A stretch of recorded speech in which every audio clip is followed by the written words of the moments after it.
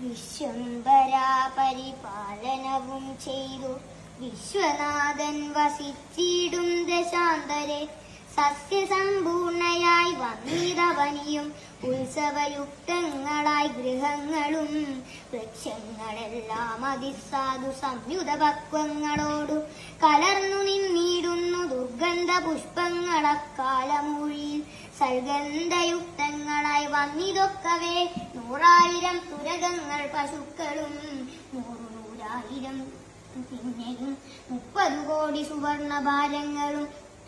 സുബ്രാഹ്മണർക്കു കൊടുത്തുരകൂത്തമൻ വസ്ത്രാഭരണമാല്യങ്ങൾ അസംഖ്യമായി. Prithvi സുരോത്തമന്മാർക്കു നൽകിയിടിന സ്വർണരത്നോജ്വലം മാല്യം മഹാപ്രഭം വർണ്ണവൈചിത്രമനർഘമനുപമം.